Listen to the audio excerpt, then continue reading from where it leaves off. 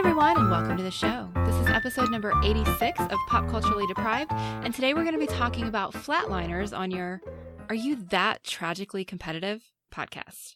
I'm Mandy Kay. And I'm Matthew Vose.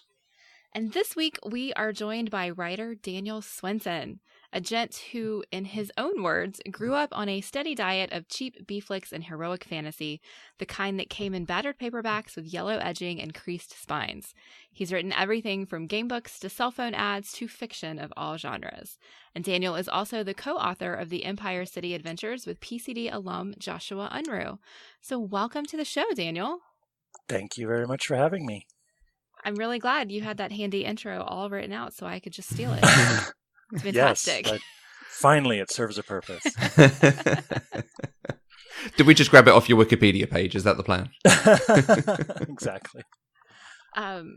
So, Daniel, when I posted on Twitter about Flatliners a couple months back, you immediately jumped in and said that you unironically love this movie. So, yes. Why is this a movie, one that you're so fond of and that you wanted to come talk about? Well, when I was growing up, my family was very religious, very conservative, and we didn't have a wide library of movies to choose from. And a lot of the stuff that we did have was stuff that I absolutely was not interested in, just like feel-good family film type stuff. And usually the only exposure I got to the stuff I really wanted to see was like waiting until I was by myself in the house and like finding something on cable, like Alien or The Exorcist or something like that. And then after I moved out of the house, this was one of the first movies that I saw just sort of on my own, where I wasn't beholden to anyone else's choices or tastes. Mm-hmm. And I just really fell in love with the photography and the idea of the movie, even though I won't say that this movie is a classic by any means. It has some really glaring flaws, but it's really pretty. And I love that it's kind of oddball and makes some choices that you don't really see a lot in blockbuster films. Right. So basically you saw this movie and it just kind of blew your mind. Kind of, yeah. It's been really amusing to me since then because at the time I wasn't familiar at all with Joel Schumacher. And this was, of course, before like Batman Forever and Batman and Robin came out. And so when I saw this, I thought to myself, wow, this Joel Schumacher is really going places. Like when he matures, he's going to be amazing. And I don't think that ever happened. I don't think so. What? He never matured, you mean? Well, I don't want to speak for him, but I mean, just judging by what we see on the screen. So, do we need to ask this then, Mandy? How come you've never seen this? Well, I mean, it was a lot of the same reasons as Daniel. It's why the show exists, because I never saw anything when I was younger. But honestly, I didn't know this movie existed. I think I just discovered it like a couple months ago, which is when I tweeted about it, because I realized there was a movie from the 90s that had Kevin Bacon, Julia Roberts, and Kiefer Sutherland in it. And my immediate thought was, why have I never seen this? So, yeah. Okay, we'll find out if we can answer that later. Some history on this. Flatliners is a 1990 psychological thriller. It's directed by Joel Schumacher and features an all-star cast of Kiefer Sutherland, Julia Roberts, Oliver Platt, William Baldwin, and Kevin Bacon. The film received mixed reactions on release. Critics particularly noted the atmosphere and originality of the story, but they were disappointed the film itself didn't discuss its subject matter in greater depth, and ended up as a possible ghost story in lieu of something more interesting. The film did modest returns at the box office. It earned over $61 million on a $28 million budget. There was a remake of the film produced in 2017 that starred Ellen Page. And Kiefer Sutherland is also in it. Yeah, you see, that put me off, because there's a whole thing of, resuming his character, and it's actually kind of a continuation. And then it turns out, no, it is just Kiefer Sutherland as another character. Yeah. Okay. That. What a waste. So they lied in the build-up to the film. Cool. Tisk. Yeah. Now, one thing you didn't mention is that this movie was actually nominated for an Oscar. Was it? Yeah, for sound design. Okay. It lost out to Hunt for Red October, if I recall correctly. Oh, you just sound so incredulous, Matthew. One of the big Oscars. Oh, I missed it. An Oscar is an Oscar. I don't think you have an Oscar. Prove it. Although, actually, I think you have a DVD called Oscar. Yes. So That's good enough. All right. Well, if you, like me, have never seen this movie, it is about 5 medical students who take turns flatlining or dying and being revived in order to see if there is really anything after death. Which sounds intriguing. I mean, it's a good pitch. It is. Yeah, very interesting setup. Now, we do like to tell folks how we watched it so that if it's available and other people want to watch it, they can. In the States, it is available for rent on Amazon, but it's also on the Stars channel. So hello, free 7-day trial. Over here, despite Sky just having gotten the remake, it is not available on any digital media. So I end up finding it in a DVD shop. Boo. Yeah, I saw it in the original theatrical run, and I think it was actually one of the first DVDs I ever bought. So I've had my copy for a while. That's awesome. It's kind of one of those ancient copies that has like, a bunch of text in it. Like liner notes and things. Like they really went to the mat for the materials, like the reading materials, which not a lot of DVDs do anymore. Yeah. Mm. Just means you are a true superfan. That's right.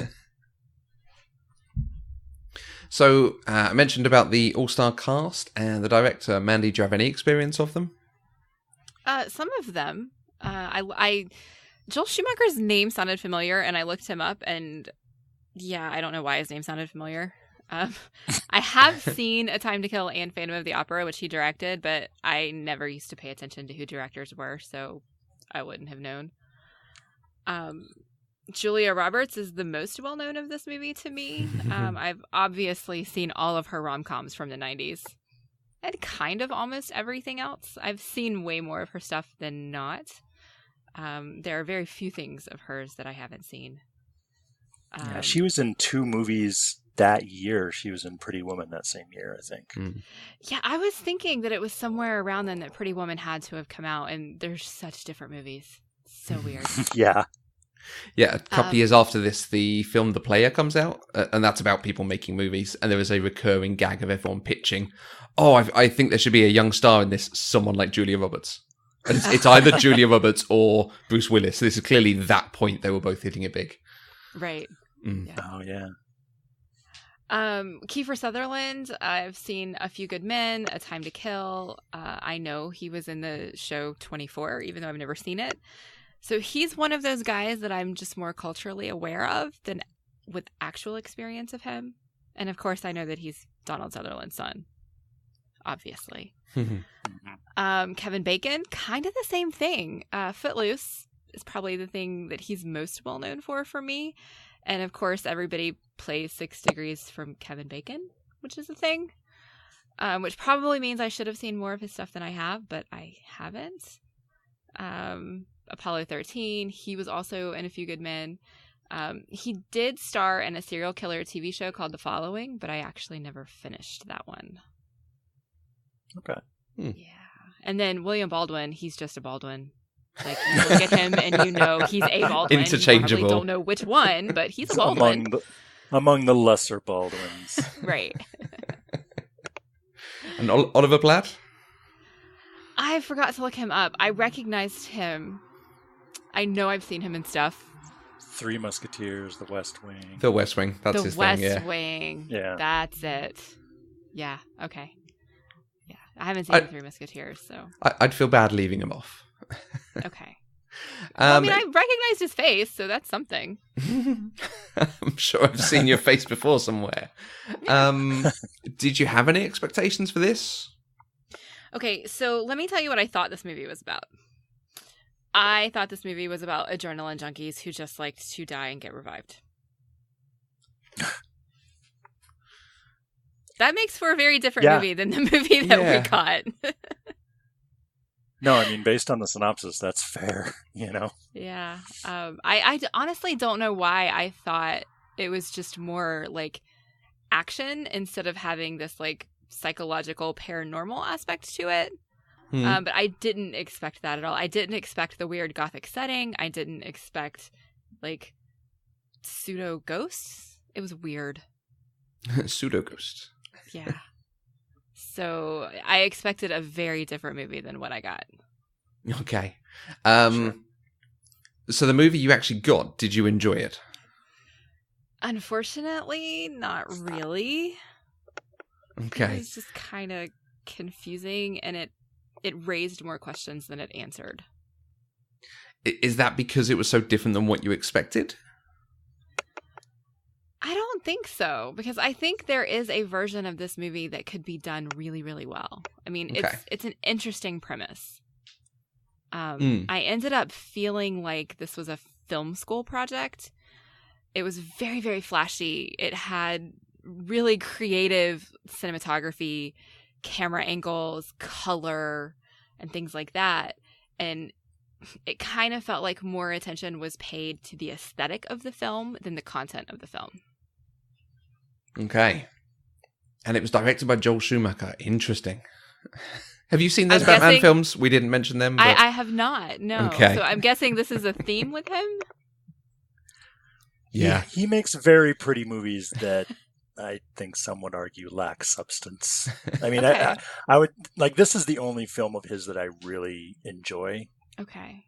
You know, and tend to revisit like I watched the Batman movies and that was it for me and Joel Schumacher, I think pretty much forever. I don't know that I've ever sought out another film of his Okay. after that. Well, it's interesting when I look at the two movies that I'm familiar with that he directed, A Time to Kill and Phantom of the Opera, both completely different from each other and completely different from this movie. And I would argue that A Time to Kill is full of substance and doesn't have a lot of the weird, like, dreamlike aesthetic that we got from this. Although Phantom does have a lot of that kind of flashy stuff, too. Oh, absolutely. Well, I think he does a lot of, you know, like work for hire stuff. Like he did Dying Young with Julia Roberts, and I guess he said that he was not the right choice for that movie, but he did it as a personal favor to her because he enjoyed working with her on Flatliners. Okay. So I don't know if he tends to pick things that he's not a great fit for. I mean, I think certainly people would say that about the Batman movies, but I don't know. Okay. Okay. All right. Can we dig into what you either would have improved or detracted from it? Because I know we'll come back round to what you particularly enjoyed. Is it the stories? Is it just the concept getting a bit weird? Was it that aesthetic? No, I like the concept, and I think, honestly, the aesthetic fit the concept. It's just they didn't do enough to elevate the content to meet that aesthetic. I think I wanted more of Nelson's motivation other than I'm an awesome medical student and I can play God and be amazing and you guys suck. You know, I wanted more from him. I wanted I wanted to dig deeper into what was actually happening instead of these people are experiencing hallucinations and they're keeping it a secret from each other. And so we see it, but nobody else does. Hmm. And then all of a sudden it comes to a head and they realize, oh, we have to get redemption. You know, I feel like they stayed too broad and I wanted specifics is really what it is. Like I wanted to know more about why Kevin Bacon's character did what he did. And then I wanted it to actually have an impact. I mean, him saying I'm sorry to a woman who's grown with her own family and is happy suddenly fixes these weird hallucinations. Like, where did they come from? What was causing them? Because it clearly wasn't manifesting from ill will that she still had towards him. Right. And so there's just so many questions, and I wish that they could have at least gone another layer deep because they just scratched the surface for everybody. And then, like, why was Oliver Platt's character even in it? He didn't do anything. And honestly, Joe didn't do anything either. And he didn't even get a redemption arc for him. We just got to see him being a really terrible person. Yeah, I think I might have seen it from one of the critics, maybe. One of the lines about the reception for it, and it was something like, we kind of go through the same thing with each of them. Like, oh, they have sins of the past. And it's the same thing each of them goes through, and we don't need to see it each time. If we're going to spend time on something, like you say, set up the motivations a bit more, dig into it a bit more. Yeah. I think there were just too many of them, Hmm. you know, and so we get the same thing, even though it was all slightly different. I mean, Julia Roberts and Kiefer's were the same. They both thought that they were responsible for someone's death. And granted, in Nelson's case, he was, but it was literally the same thing. You know, they both were feeling these sins of the past because they thought they killed somebody. Hmm. And it was just repetitive, I think. And is it... You just made me think there's almost a mixed message there of, like, if all the stories were about these things they'd done in their past that were coming back to haunt them, fine. But actually, hers isn't. And his is a thing he's doing in the present, with videotapes. Right. So it's not even like there is one bad thing that's coming back to haunt each person individually. It's just random stuff they think about. So here's a question. And Daniel, since you like this movie so much, maybe you have some insight onto this. Sure. What is this movie trying to tell us? Like, specifically, I feel like it's trying to say something about death, but I can't figure out what it is since the message doesn't seem to be consistent from character to character. Sure. Okay. Well, the short version of what I think about what this movie is saying is death is about how we live. And the answer to the question of death, like, is how do we live going forward, knowing that our loved ones die, knowing that that their lives are not complete when they go, knowing that there are always going to be these unanswered questions about the people in our lives who pass away, and what we do about that as we move forward, like how we let death change us. And I don't think that that's very explicit, like on the screen, but where I get that from is the fact that all these characters are kind of terrible in a lot of ways. They're kind of all broken. You know, like Nelson has this terrible runaway ego and he pushes everyone away and he kind of believes himself to be, I think, at the heart beyond any kind of redemption. And Joe, you know, I have this whole theory about his near-death experience, which is, of course, this big, like, Victoria's Secret erotic montage that he has. And I think that he may have just gotten so fixated on female attention that he tanks the only actual relationship that he has. Like, he can't make it work. Even though he really values it, or at least thinks that he does, he can't treat it with any trust and honor, and so he blows it up. And, you know, Rachel blames herself for her father's suicide. And I still haven't really been able to crack what Liberatio's thing is, other than he just has this moment of cruelty in his past that he really wants to atone for. But I think they all come out with a better idea of how to live their lives from this experience that they have. That's interesting. I'm not sure that I came out of the movie feeling like they were changed enough to change their lives. But no, I mean, I don't. Yeah, I think like a denouement of some kind would have really helped. Yeah, but, I think we just get needed a little bit more of something. Because Yeah. I think really what this movie feels like is a tiny little snapshot of a specific moment. And that's all we get. You know, we don't get the motivations. We don't get the consequences. We don't get anything else. And I think that frustrates me when I go into a story or into another universe, because when I'm dropped in somewhere unfamiliar, I need information to understand what I'm experiencing. And I feel like I didn't get that information here. Sure. I feel like I should mention that in general, I really tend to love films that kind of drop questions in my lap and then don't answer them. Okay. Like, so there have been many times where I've watched a movie with somebody and like I'm really excited by this incredibly ambiguous ending that doesn't wrap anything up. And then I look over and the person I'm watching it with is really mad, you know? Okay. And I'm like, no, it was great. They just left everything up in the air, you know? Yeah. That's the kind of thing I enjoy. I can appreciate that sometimes, especially when I'm invested in the characters, because then that open-endedness kind of gives me the ability to direct the rest of the movie in my head. You know, it lets me decide where it goes. But when I don't have enough information to do that, that's when it really frustrates me. And that's where I ended up, I think, with this one, is I just don't have enough information to know, like, do they continue their studies with medical school? Like, do they go on to become doctors? Like, after this experience, that's a tough one. Admittedly, I really want to know that, too, because it seems like they should all be expelled. Right. Because they're, you know, they're really abusing the privileges that they have. But the thing that I find interesting is that I think kind of buried in the movie is the reason why they're all getting into it in the first place. Like, I would have liked maybe a little more exposition with Nelson, like why he's so excited about, you know, finding out what's beyond death.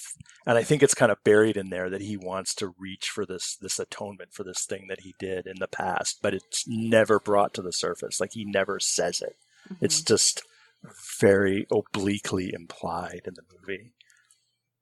And I think that I agree with you. I think that's kind of where the movie frequently falls short, is I think sometimes they should just go ahead and put that stuff on the page, put it on the screen, and have some people declare their intent, you know. Yeah, but they spent too much time making it pretty. Oh, yes. True. Okay, speaking of the way that it looks, can you please tell me when and where this movie is set? Because I cannot figure it out. I know that it was shot in Chicago. But this does not feel like Chicago, and this does not feel like a modern hospital for sure. It looks like honestly, I kind of felt like it was taking place somewhere like Russia a little bit, like around World War II, until we saw some of the stuff like her dad was a Vietnam vet. It's like, okay, that doesn't really fit. It's like nothing fit together, and I was so confused. Yeah, I mean, that's one of the things that I really love about it, is that it doesn't seem to be set anywhere terrestrial.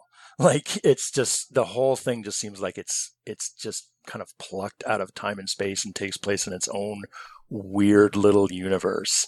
Like, there's all this religious imagery everywhere. Everything's kind of ruined and decadent. Like, they're doing their experiments in a church. This ruined church with all this, you know, plastic is covering everything, and there's all of this, you know, Gothic artwork, and there's the construction lights, you know, warning people off, and everything's kind of empty and lonely, like, and retro. Like, even the restaurant, you know, I mean, the restaurant has the most incredible lighting of any restaurant I've ever seen in my life. Like, I really want to go there. But no, I don't know where it's set. I feel like that was a deliberate choice on their part. Like, they were just trying to make like something that felt like a modern Gothic almost. Because I feel like this movie, if they had set this in the 19th century, you know, and done a kind of a reverse Frankenstein riff, I think it almost would have sold better. Because it has all of those Gothic sensibilities, as everyone's haunted by their past, which is kind of dark, but not really that serious, right? You know, and there's, you know, like all the dramatic lighting and so forth. I think it would have been kind of amazing as a 19th in a 19th century setting. Right, definitely. I have kind of a theory about the use of color in the movie, if you want to hear about that. Sure. So I was watching it again last night, and of course, you know, we all know that it's a very pretty movie. But one of the things I noticed in my recent rewatch was that they use color to, like, heavily to illustrate or foreshadow scenes. Like all of the hallucinations are this cold blue color. I'll say almost all the hallucinations because I'll get to that in a second. But like when people are just running around doing things, everything's like very warm. It's orange. Like there's all these solar tones everywhere. Or it's kind of drab and gray. But when someone's having a hallucination, most notably Nelson, and also Joe, like everything turns very cold and blue, like sometimes just on a dime. Like that's how you tell you're in trouble, because he turns a corner, and all of a sudden everything is blue. And there's a great scene where he's down in the tunnels, and it's like this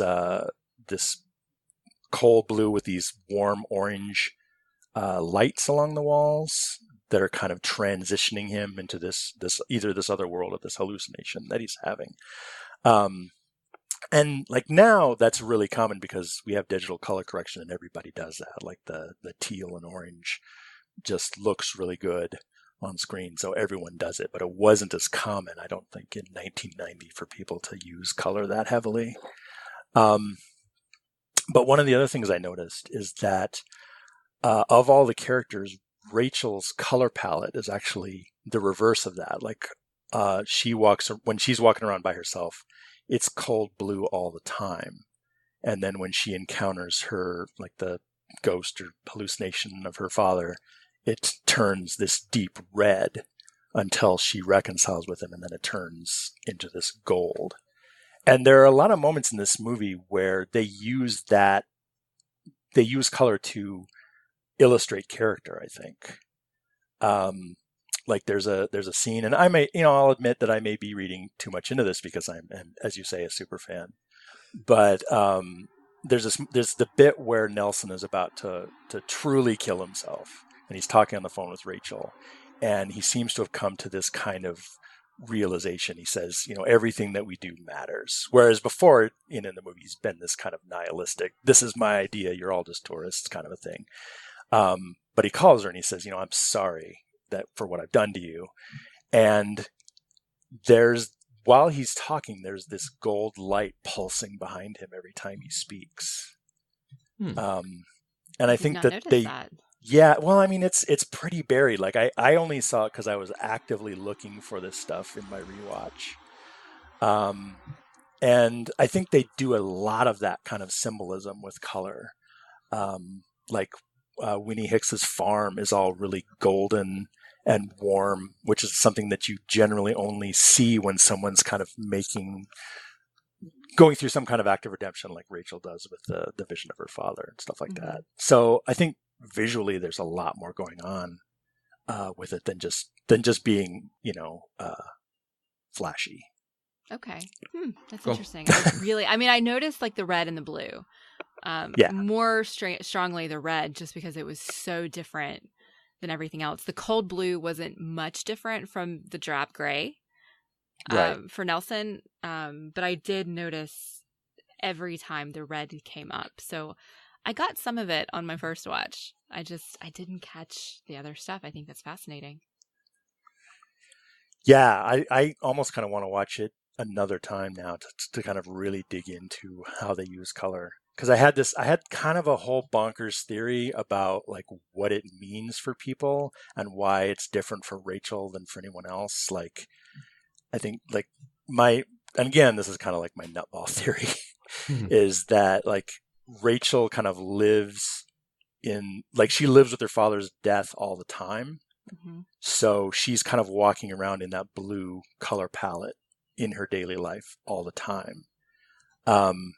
But she wants to fix it. She wants to reconcile it.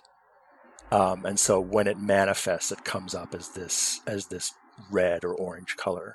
Whereas Nelson, I think doesn't think he deserves redemption and actively pushes it away. So he interprets that as literally as an attack. Like it's literally tearing him apart. Like if you think about like these visions, these hallucinations as being manifestations of these characters' traumas, like I think Rachel kind of she wants to move toward it. She's scared because she doesn't want to face her own guilt, but she wants to fix it. And Nelson doesn't want to fix. I feel like he'd rather destroy himself than fix it. And I think that's all reflected in the visuals.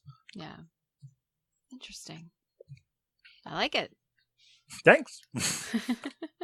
I feel like the visions that they have don't really make sense except as reflections of the characters' traumas. Like, because they're not ghosts, because Weenie Hicks isn't dead. Right. You know, and neither are all of the women that Joe's sleeping with. So really all they are is just, you know, reflections of themselves that have been brought back from their near-death experience. To me, that's the only explanation that makes any sense. Yeah, I was wondering about that. I couldn't quite figure it out, especially since Nelson was physically being harmed. Yeah. And so I was really confused. But then at the scene in the truck outside of Winnie's, when Kevin Bacon gets back to the truck and he looks in and we see it from his perspective, you can't see Billy Mahoney. Like, there's nobody actually there. It's all in Nelson's head. And so that brought up a really interesting question. Is Nelson hurting himself during these hallucinations? Is that why he's getting injured? Yeah, I think he absolutely was. I mean, I think, you know, he's just literally beating the crap out of himself for something that he did wrong, which is about the most accurate metaphor for trauma I can think of. Right. And I think that, for me, is the point at which I go, oh, that could have been a more interesting reveal, perhaps. Just because it is quite interesting. Like, okay, he's actually being physically harmed here. There is more going on than possibly we can see, and it is a bit more paranormal. And then it's like, oh no, he's hitting himself. And I almost wish it was more the ghost, the sin that was coming back to haunt him was scaring him so much he fell down the stairs or stepped in front of a cyclist or a car, or, you know, the impact of that thing was causing him to do it. So you still get some of that ambiguity, but it's not, no, he punched himself across the face and split his eye open, but didn't realize that was why his fist was hurting as well. I just feel like that could have been done a little bit better to add some of that. I think they might have changed it for the remake, because I did read something about, like, there's an implication of her being pushed off a fire escape, but also she falls. So, the idea of him, like, when he gets kind of stabbed with the tool in the back of the thing, like, is he just pushing that into his shoulder? 'Cause that's really strange. Yeah, I have to admit that for me, I love a lot of the baffling imagery in this movie, and maybe that's just my personality. Like, I love the you know, like the dog, the injured dog, because it's so weird. Like, you know, like the first time I saw it, I was like, why is this happening? I do not understand at all. That was my exact reaction. I think in all caps, I started like shouting in my thoughts, dog, why is there a hurt dog in this movie? Yeah. Oh, it was awful. And then, and I think, you know, the girl swearing on the train, like people were laughing in disbelief in the theater when that came up. Like, she just comes up and just this tornado of darkly scatological profanity. It's weird and hilarious, and I don't know, kind of unsettling to me at the same time, because it's like, why? You know. Yeah. But I love that, because I love that the imagery that comes back from their near-death experiences is kind of just mystifying at first, until they dig into their own emotions about it. They don't even know what they're experiencing. Are we supposed to infer that the reason Winnie's character does that is because those were the things that were said to her? I guess so, yeah. That's the way I take it, but I feel like, again, we could have, because we even get flashbacks, like there is an opportunity for them to have leaned into it and gone, I can see the reversal going on here, and he is being literally haunted by his own words. Yeah. Okay. I think so. You feel it would have been stronger, just like as a straight up ghost story, rather than kind of a psychological drama.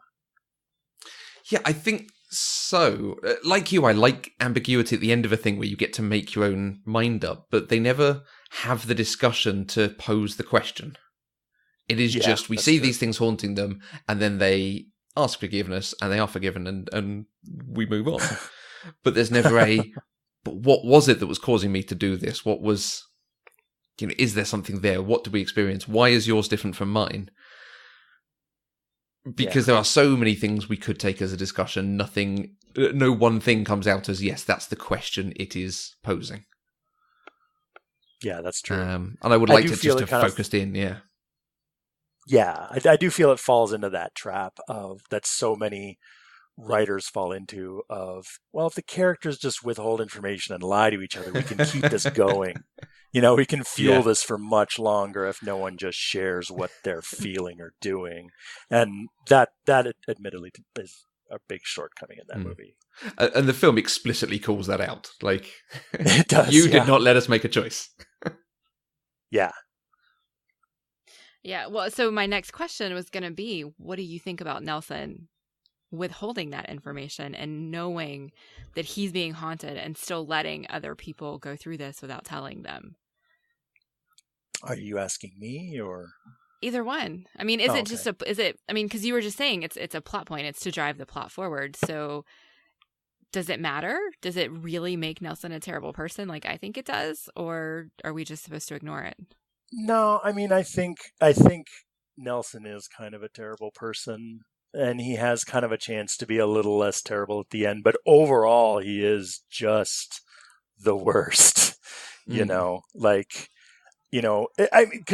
we're talking about, like, why aren't we having this conversation about what's going on?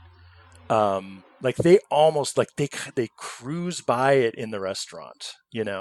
They just touch on it a little because Joe is recalling his experience, which he seems to think is really positive, and it's like it almost seems like it's on the cusp of changing him a little. And Steckel's like, this could be a whole thing, this could be a movement, this could be something that could really change the world. And then Nelson's just sitting back saying, yeah, it was my idea though, right? Don't forget that I'm in charge, and then he tries to, like, he wants to go again, and is like heading off Rachel, and then there's a big falling out between all of them and so on.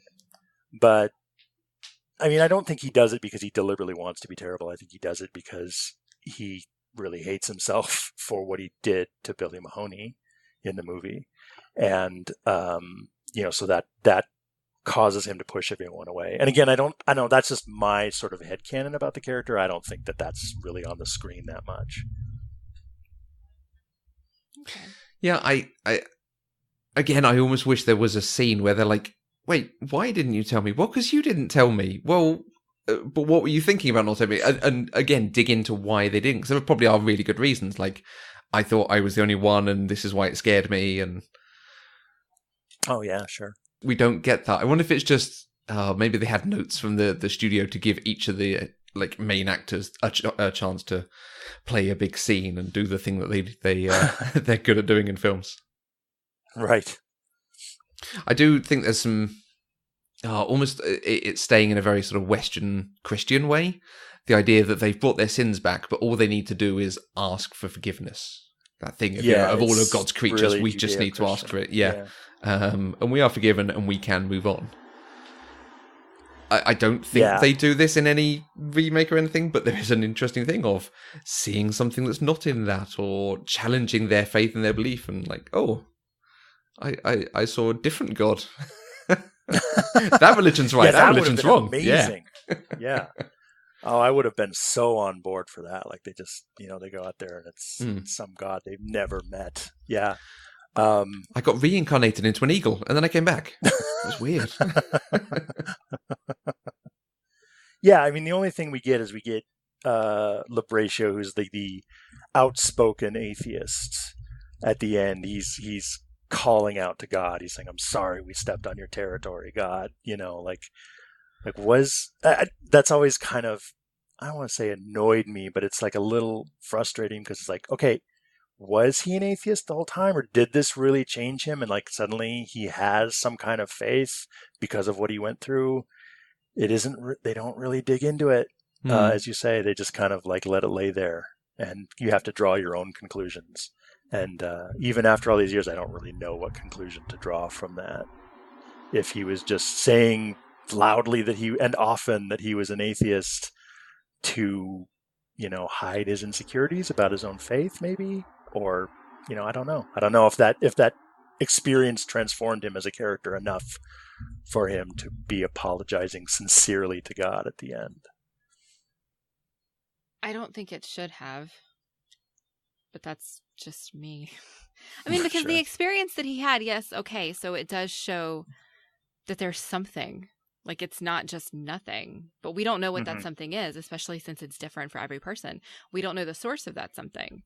And so I think it should have made him question things, but I don't know that it would have immediately made him run and start talking to God like he did. Although, to be fair, in this society, in American culture, it's almost just a figure of speech to talk to God. You know, you say God and you call out to God when you're not actually doing those things. Like you say, good Lord, or I can't even think right now. My brain is just not working. But there are so many just expressions in our speech that use that phrasing that it would be very easy, even as a self-pronounced atheist, to come back and draw on those things without actually meaning those things. Yeah, true. And so it's interesting that the movie doesn't specify really, because it does let you interpret that in many different ways. It could be, yes, he is changed now because he can't be an atheist if there's something after death, or it could just be he's really shaken up and doesn't really know what to do and is just talking. Yeah. So I have one last question before we start talking about the things that we did like. Okay. I mean, you've already talked a lot about the things that you did like, but I know you have more. Why do you think that we only get to see redemption for Rachel David Nelson and not for Joe? Yeah. Well, there's a big part of me that feels like Joe doesn't deserve redemption, you know? Because I'm right what there he with does you. what he does is really terrible. And like, you know, he never really shows a lot of remorse. I mean, he's obviously sad when his fiance rightfully dumps him for recording all these women that he's having sex with. And he's like, oh, it's too bad. But then he just kind of snaps back, and there's never a moment where Joe is like, I feel really horrible because my fiance dumped me. He just kind of goes on with what he's doing. Right. And that may be part of like a greater problem or a shortcoming with the film, that they don't really dig too deep into any of these characters, or it may just be that Joe is just kind of a minor character in the grand scheme of things. Okay. But I feel like there's kind of an unspoken chance for Joe to be a better person in the future, because I think he obviously valued this relationship that he had with his fiancée. Like when he's about to go under in this experiment, he calls her to tell her, if anything ever happens to me, just know that I love you, and so forth. And like the last thing that he watches before he goes on to the experiment is their engagement party. So he obviously cares. Like he's not indifferent, but he just can't get over this juvenile obsession that he has, and he's perfectly willing to just play it off like, oh, it's just I'm just being young and crazy, like he tries to explain it to her when she's walking out on him. He's like, it doesn't mean anything, and she says, I wish it did. So I think there's like, in the future for Joe, there's a chance for redemption, but there's nothing for him to really do within the boundaries of the movie. Like I don't think we would have been served well by him calling up his fiancée and apologizing some more or something like that. Like he's blown it. He's sunk his ship. But I think there's a chance for him to fix that in the future. But I feel like it's just kind of beyond the scope of the movie. So then, are we to think that because he doesn't seek that redemption, that he's going to continue having these hallucinations? That's a good question. I had not considered that. Is it that he is not the protagonist of this story? It's actually about her. It is saving her from her marriage and life with him. Yeah. Like maybe that is his redemption, is just losing that relationship, so that he, like, because I mean, it seems like he probably won't be doing that, and he won't be recording women without their consent anymore after this. I mean, we don't know that for sure, Right. but it seems like the end of that relationship struck him enough of a blow that maybe that counts for his redemption. It's like he's sadder but wiser. I don't know. Doesn't redemption have to be active though? Yeah, that's a good point. I don't know. Maybe I'm just thinking way too hard about this movie. No, Yeah. I'm really kind of into this theory, to tell you the truth. Like I'm kind of amused and horrified by the idea that everyone goes on with their lives and Joe's still seeing like his own sex tapes on every TV screen he passes. Just like, oh God, what do I got to do? Like everyone else fixed it. Why can't I? He needs to track down those women and apologize. Right. See, That's this all. should have been the 2017 movie, obviously. Yes. Would that have been the TV spin-off, him traveling? Yeah, the TV spin.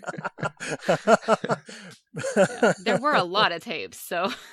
Mm-hmm. But in a kind of A-Team quantum leap, town to town, finding these girls. Praying that the next tape will be the tape that stops. Yeah, the exactly. hallucinations.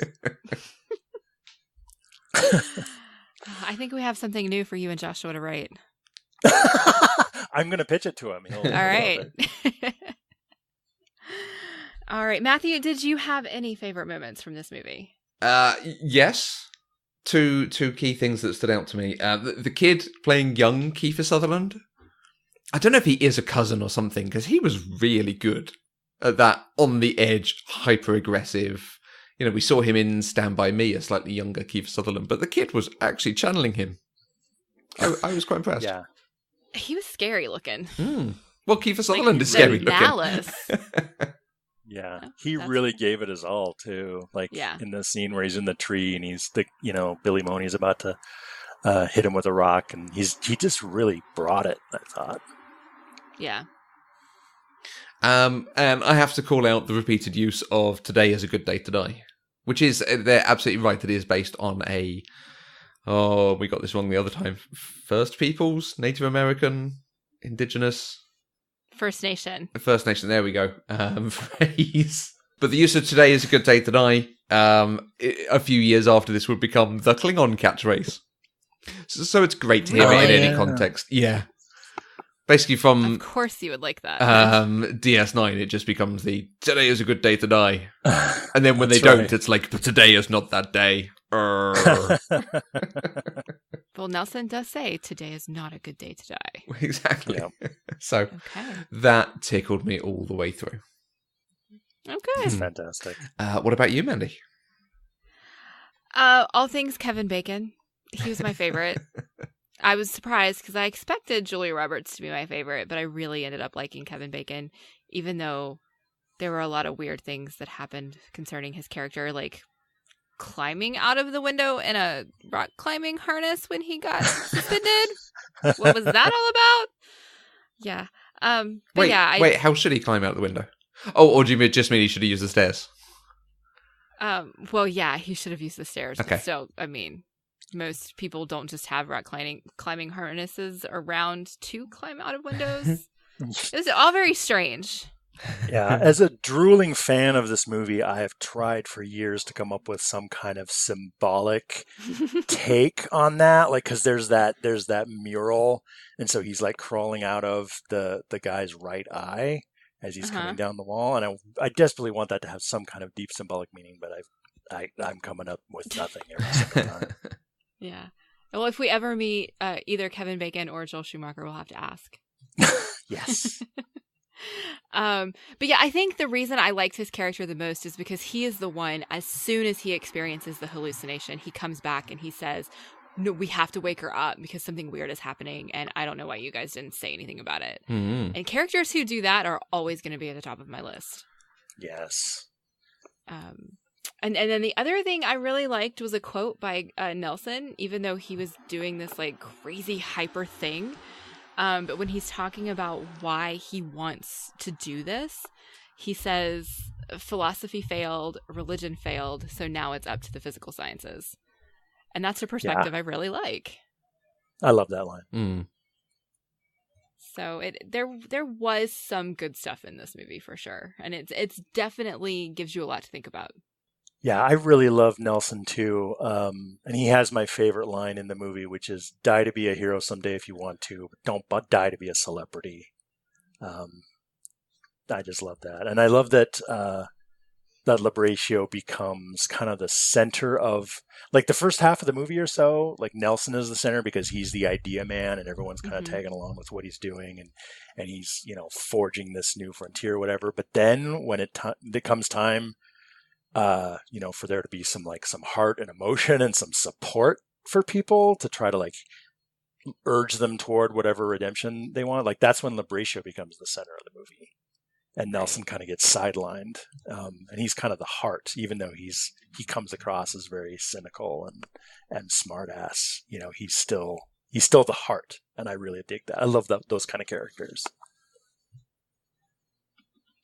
So, what else did you really like from this movie besides the whole movie? So I love that the death of Billy Mahoney is actually a manifestation of a script writing in-joke, because among screenwriters, there's this gag of like, how do you write a screenplay? Step 1, you put a character in a tree. Step 2, you throw rocks at them while they're in the tree. And step 3, they find a way out of the tree. And obviously that doesn't go well for but he does get down from the tree. I love that they just took this screenwriting joke and said, "Nah, let's just do that as a plot point." Right. Okay. Let's see what else. What else did I really like? I mean, I love all the. We talked about this before, but I love all of the Gothic sensibility and all of the architecture and the statues and the paintings that are surrounding them everywhere. Again, it lends that kind of otherworldly atmosphere. But I guess the set designers, when they put this together, they wanted to surround the characters with imagery that symbolized humanity's struggle with death.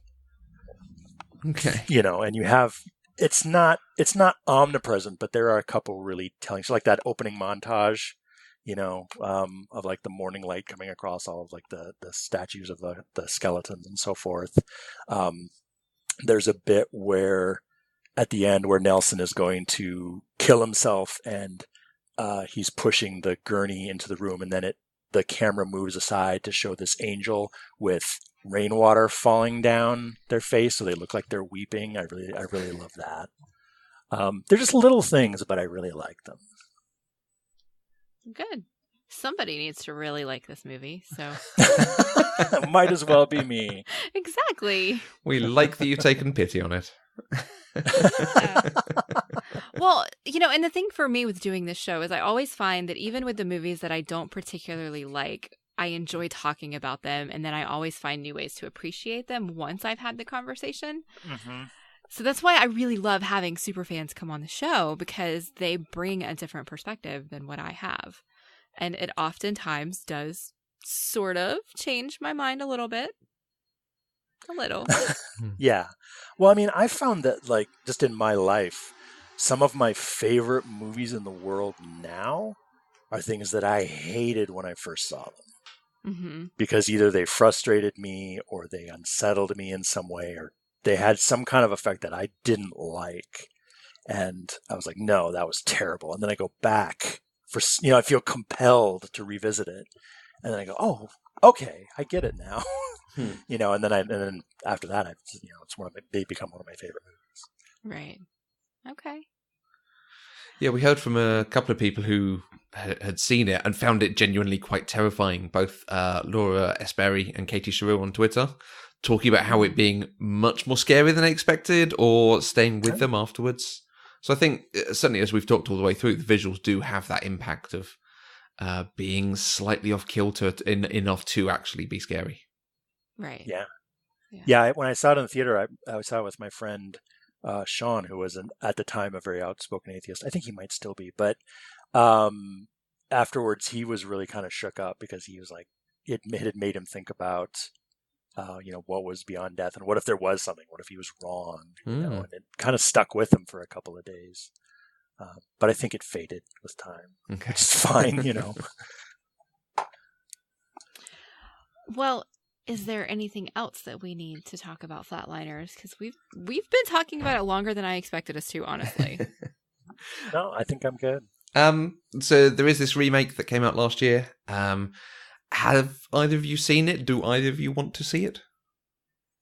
I still want to see it. Mm-hmm. I do not. Unless someone gives me a really good reason to see it, I'm not gonna take the time. And I will admit, like, I just looked at the photography and saw how flat it was, and I'm like, no, I don't care.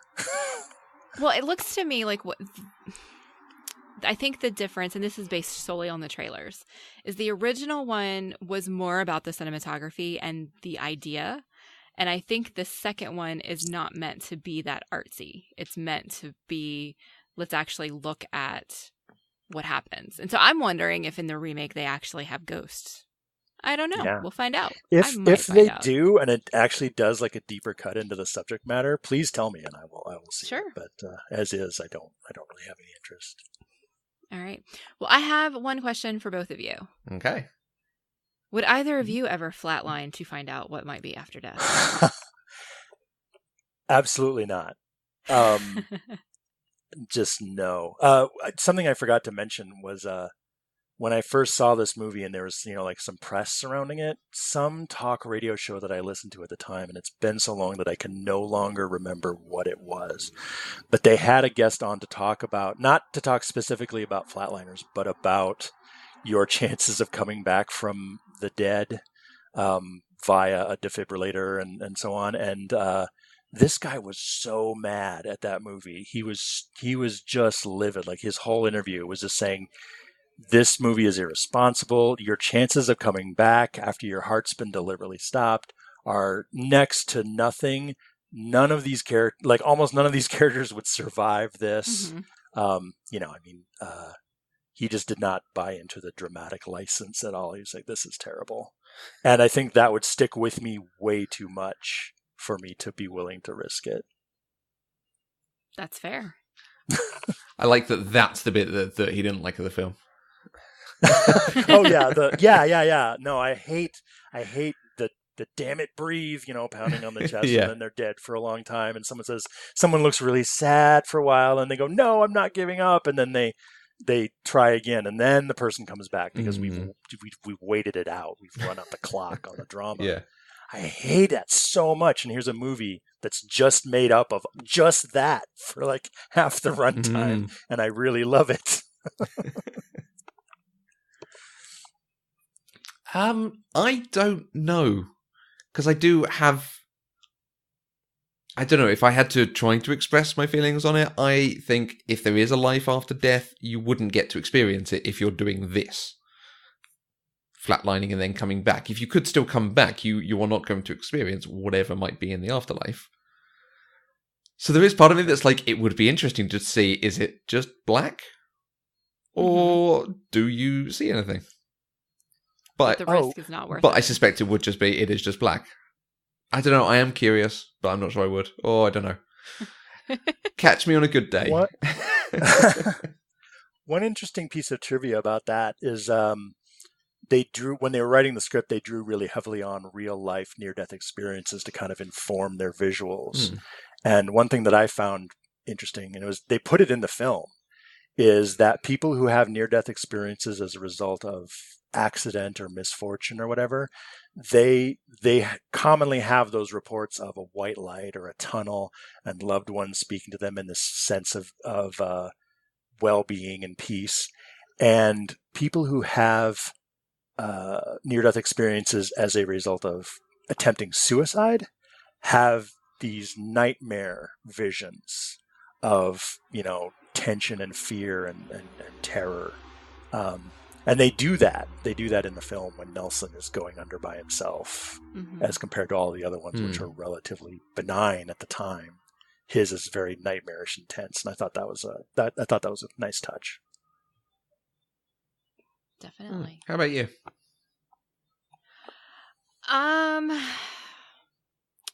If we lived in a world where it was technologically possible to guarantee revival, yes, I probably would. So if there was no risk. Exactly. But that risk is way too high. But it would be interesting to know for sure. I mean, typically I believe that it would be black and there would be nothing. I am the Libratio of the group.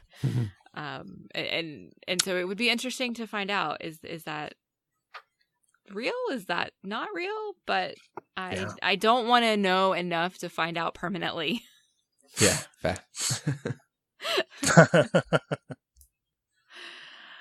All right. Well, if you would like to join the conversation and tell us if you would flatline to find out what happens after death, you can use the hashtag PCDeprived on Twitter. You can find us on Twitter, Facebook, and Instagram at Eloquent Gushing.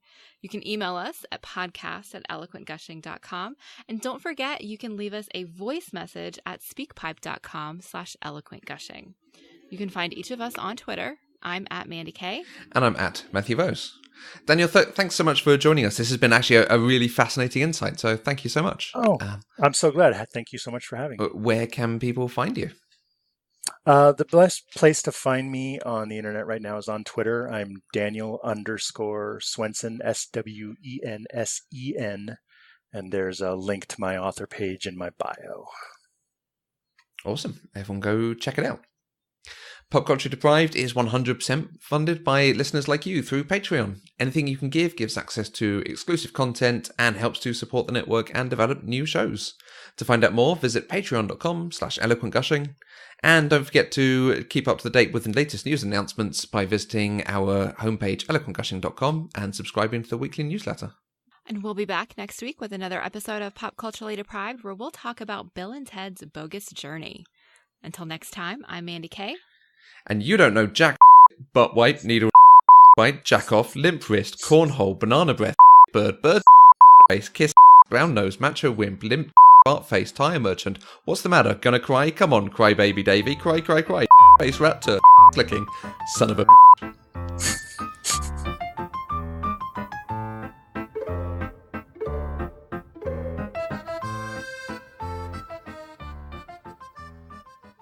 Pop Culturally Deprived is an Eloquent Gushing production. For more information, go to eloquentgushing.com or find us on Twitter at eloquentgushing.